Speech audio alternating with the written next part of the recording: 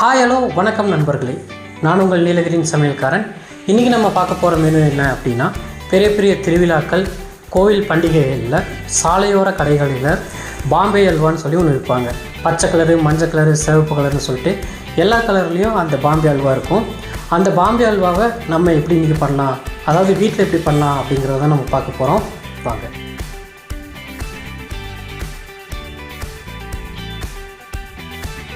பாம்பே அல்வா பண்ணுறதுக்கு நமக்கு தேவையான பொருட்கள் என்னென்ன அப்படின்றத பார்த்துடலாம். வெள்ளை எள்ளு, ஒரு 5 ஏலக்காய், கார்ன்ஃப்ளவரு, 2 கப்பு சர்க்கரை தேவைப்படும், முந்திரி, அப்புறம் பாதாம். நம்ம இன்றைக்கி மஞ்சள் கலரில் பண்ண போகிறோம், அதனால் லெமன் எல்லோ கலர் பவுடர், அப்புறம் தேங்காய் வந்து நம்ம ஃபைன் சாப் பண்ணி குட்டி குட்டியாக வெட்டி வச்சுருக்கோம். அப்புறம் நமக்கு நெய் தேவைப்படும். இந்த பொருட்களை வச்சு இந்த பாம்பே அல்வா எப்படி பண்ணலாங்கிறத பார்த்துடலாம். வாங்க. ஃபஸ்ட் நம்ம என்ன பண்ணலாம் அப்படின்னா, இந்தமாரி ஒரு கப் எடுத்துக்கோங்க. இந்தமாரி ஒரு பெரிய போல் எடுத்துகிட்டு அந்த போலை வச்சுட்டு கார்ன்ஃப்ளவர் மாவு எந்த கப்பில் எடுத்துருக்கீங்களோ அந்த கார்ன்ஃப்ளவரை வந்து இந்த போலில் போட்டுக்கோங்க. போட்டுட்டு என்ன பண்ணுறீங்கன்னா, எந்த கப்பில் வந்து நீங்கள் கார்ன்ஃப்ளவர் எடுத்துருக்கீங்களோ அதே கப்பில் நம்ம என்ன பண்ணுறோன்னா 2 கப்பு வாட்டர் வந்து நம்ம ஆட் பண்ணி இதில் ஊற்ற போகிறோம். பாருங்கள்,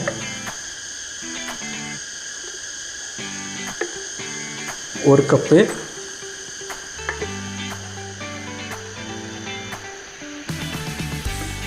2 கப்பு தண்ணி ஊற்றி இப்போ நம்ம என்ன பண்ண போகிறோன்னா, நல்லா கலக்கி எடுக்க போகிறோம். அதாவது கட்டியாக இல்லாமல் எந்த அளவுக்கு நம்மளால் இதை லூஸ் பண்ணி கலக்க முடியுமோ அந்த அளவுக்கு என்ன பண்ண போகிறோன்னா, நல்லா லூஸாக இதை வந்து கலக்க போகிறோம்.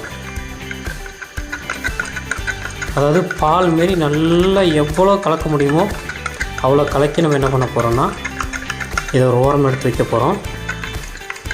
அதுக்கப்புறம் இது ஓரமாக இருக்கிற டைமில் நம்ம என்ன பண்ண போகிறோம்னா, லைட்டாக பாவு காய்ச்சி இந்த வேலையை ஸ்டார்ட் பண்ண போகிறோம்.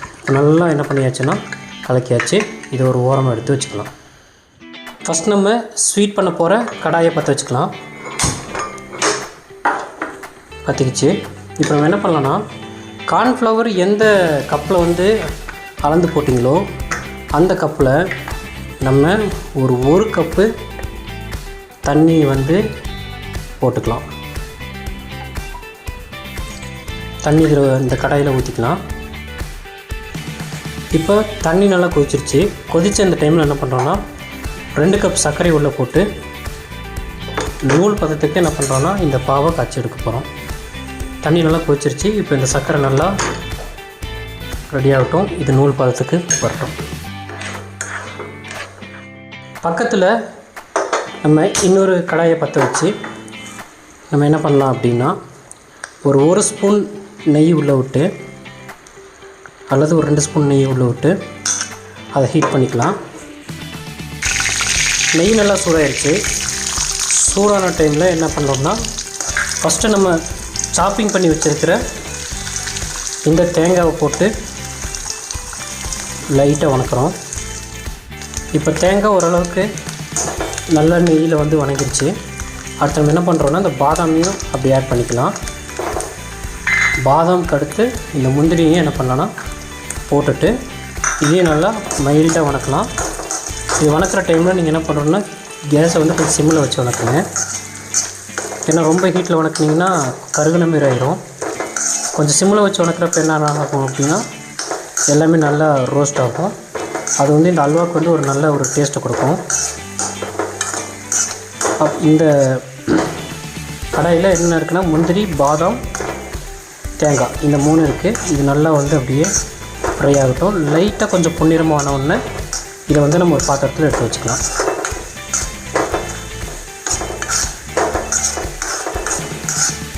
இது இப்போ ஓரளவுக்கு ரெடி ஆகிடுச்சு. இது வந்து நம்ம ஒரு பாத்திரத்துக்கு ஷிஃப்ட் பண்ணி வச்சுக்கலாம். நீங்கள் எடுத்து வச்சுருக்கிற ஒரு 5 ஏலக்காவை ஒரு 3 ஸ்பூன் சர்க்கரை போட்டு நல்லா மிக்சியில் அடித்து எடுத்து வச்சுக்கோங்க. அப்போ தான் இந்த அல்வா பாம்பே அல்வாவுடைய டேஸ்ட்டு மனமும் வந்து எல்லா சைடும் நல்லா பரவி இருக்கும். இப்போ இந்த ஏலக்காய் பொடி ரெடி ஆயிடுச்சு.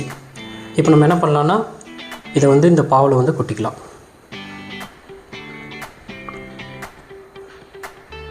கொட்டியாச்சு. இதை அப்படியே அழகாக கிண்டி கொடுத்துக்கலாம். இப்போ நம்ம கேஸை பற்ற வச்சுக்கலாம். ஆல்ரெடி ரெடி பண்ணி வச்ச இந்த பாவு வந்து இதில் ஊற்றிக்கலாம். பாவு ரெடி ஆயிடுச்சு. இப்போ நம்ம கலக்கி வச்சுருக்கிற இந்த கார்ன்ஃப்ளவரை வந்து இந்த பாவில் ஊற்றலாம். ஊற்றிட்டு நம்ம என்ன பண்ண போகிறோம் அப்படின்னா, இதை வந்து கொஞ்சம் அனல் கொடுத்து இந்த அல்வாவை இப்படியே கிண்ட போகிறோம்.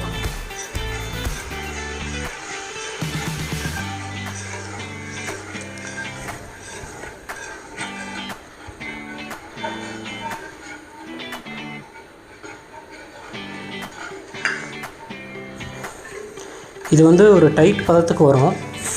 அந்த பதத்துக்கு வர வரைக்கும் நம்ம என்ன பண்ண போகிறோம்னா அழகாக கிண்டி கொடுக்க போகிறோம். இந்த கிண்டி கொடுக்க போகிற கேப்பில் தான் நம்ம என்ன பண்ண போகிறோம்னா தேவையான அளவுக்கு நெய் அதெல்லாம் இதில் ஆட் பண்ணி கிண்ட போகிறோம்.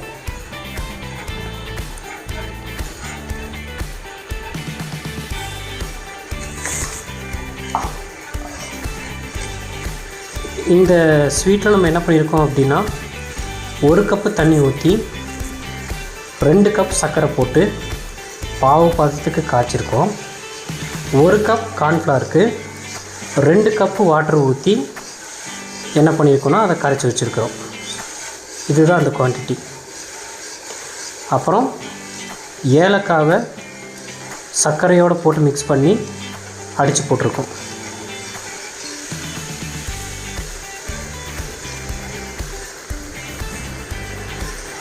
இது நல்லா கிண்டி கொடுத்துட்டே இருக்கணும். ஒரு 30 செகண்ட் 20 செகண்ட் நீங்கள் விட்டுட்டு அங்கிட்டு திரும்பி இங்கே திரும்பினீங்கன்னா அடியில் அடி பிடிச்சிரும். இல்லைனா ஒன்றோட ஒன்று ஒட்டிக்கும். அப்புறம் வந்து இந்த அல்வா வந்து ஏண்டா பண்ணுறோன்ற மாரி ஆயிடும். அந்த அளவுக்கு பண்ணி விட்டுரும். இது நல்லா கிண்டி கொடுத்துட்டே இருங்க. இது நல்லா ஓரளவுக்கு டைட்டான ஒன்று நம்ம என்ன பண்ண போகிறோம்னா, மஞ்சள் கலர் வந்து இதில் அப்படியே அழகாக ஆட் பண்ணுறோம். இதை ஆட் பண்ணிவிட்டு இதை நம்ம என்ன பண்ண போகிறோம்னா கிண்ட போகிறோம். இந்த அல்வாவை நம்ம வந்து மஞ்சள் கலரில் பண்ணணுன்னு ஃபிக்ஸ் பண்ணனால நம்ம என்ன பண்ண போகிறோம்னா இதை மஞ்சள் கலரில் தான் கிண்ட போகிறோம். நம்ம கலர் பவுடர் போட்டதுக்கப்புறம் இந்த அல்வாவை இப்படி நல்லா அழகாக கிண்டிகிட்டே இருக்கணும். ஒரு சின்ன கேப் நீங்கள் விட்டாலுமே என்ன நடக்கும் அப்படின்னா ஒன்றோட ஒன்று ஒட்டிடும். அது பார்க்குறக்கு நல்லாவே இருக்காது. இந்த டைமில் நம்ம என்ன பண்ண போகிறோம்னா ஒரு டேபிள் ஸ்பூன் கீ இதில் ஆட் பண்ணுறோம். அப்புறம் இது வந்து பாத்திரத்தோடு ஒட்டி வராமல் இருக்கிறதுக்கு கொஞ்சம் ஆயில் வந்து ஆட் பண்ண போகிறோம். ஆயில் ஆட் பண்ணிவிட்டு இது நல்லா என்ன பண்ண போகிறோம்னா இன்னும் நல்லா ஒரு 5 நிமிஷத்துக்கு நல்லா கிண்ட போகிறோம். அதாவது இது பாத்திரத்தில் ஒட்டாத மாரி அழகாக கிண்ட போகிறோம். ஃபஸ்ட் நீங்கள் பார்த்தீங்கன்னா இந்த அல்வா வந்து பார்த்திங்கன்னா சட்டியோடு ஒட்டிக்கிட்டு வந்த மாரி தெரியும். இப்போ பாருங்கள், இந்த அல்வா சட்டிக்குள்ளார ஆடிட்டுருக்கு. இங்கே பாருங்கள் எப்படி அழகாக இருக்குது பார்த்தீங்களா. இதுக்கு காரணம் என்ன அப்படின்னா, நம்ம ஊற்றின ஆயிலும் நெய்யும் தான். நமக்கு நெய் நல்லா நிறைய போட்டு சாப்பிட்ணும் அப்படின்னு ஆசை இருந்துச்சுன்னா நம்ம என்ன பண்ணலாம் அப்படின்னா நிறைய போட்டு சாப்பிட்லாம். இல்லை நமக்கு அளவான நெய் இருந்தால் போதும் அப்படின்னு தோணுச்சுன்னா நம்ம என்ன பண்ணலாம் அப்படின்னா அளவாக நெய் ஊற்றிக்கலாம்.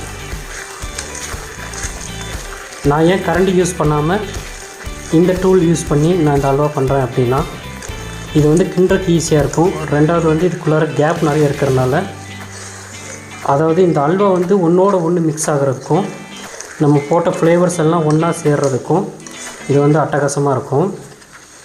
இதில் வந்து நீங்கள் தேவைப்பட்டால் நம்ம ஏலக்காவுடைய நறுமணமே போதும். இல்லை எனக்கு இந்த ஏலக்காய் நறுமணம் பத்தாது அப்படின்னா நீங்கள் வந்து பைனாப்பிள் எசன்ஸோ வெண்ணிலா எசன்ஸோ நீங்கள் எது வேணால் யூஸ் பண்ணிக்கலாம். ஆனால் நான் யூஸ் பண்ணியிருக்கிறது ஏலக்காய் மட்டும்தான். அதாவது இந்த அல்வாவுக்கு ஏலக்காய் ஃப்ளேவர் இருந்தால் மட்டும் போதும். இப்போ நம்ம ஒரு 10 நிமிஷம் பக்கம் இதை நல்லா கிண்டி கொடுத்துருக்குறோம். இன்னும் நல்லா கொஞ்சம் டைட் ஆகிற வரைக்கும் கிண்டிகிட்டே இருக்கலாம். ரெடி ஆகிட்டு இருக்குது.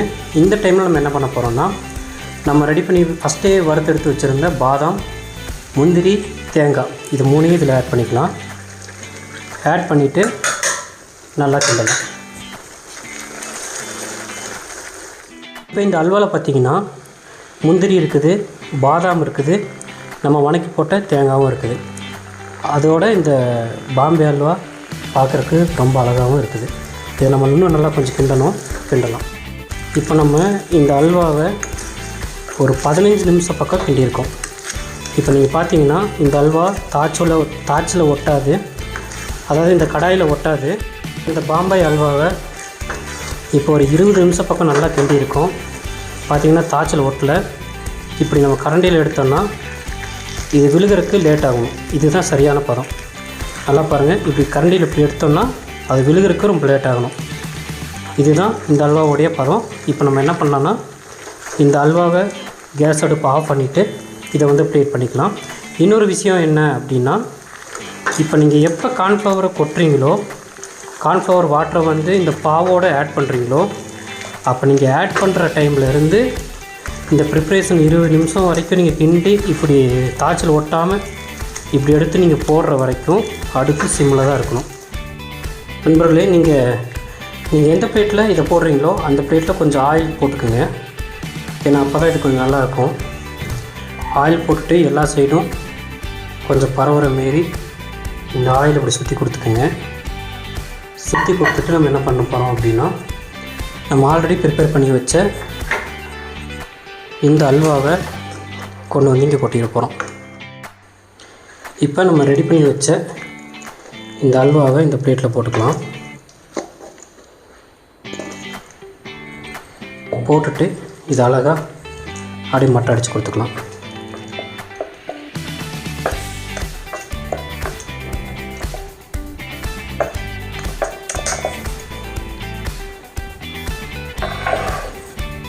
அதாவது இதை வைக்கிறதுக்கு ஸ்வீட் ட்ரே இல்லாதனால பிளேட்டில் போட்டுட்டேன்.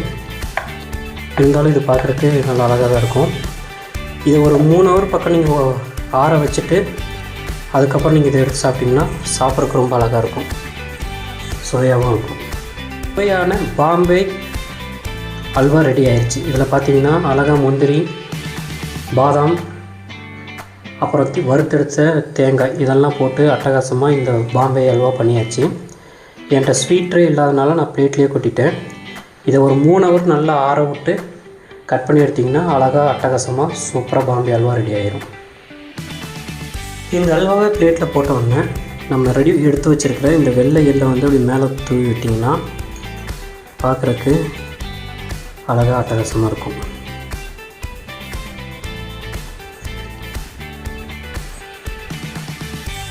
நண்பர்களே, இன்றைக்கி பாம்பே அல்வா எப்படி பண்ணுறோங்கிறத பார்த்தோம் கார்ன்ஃப்ளவரை யூஸ் பண்ணி.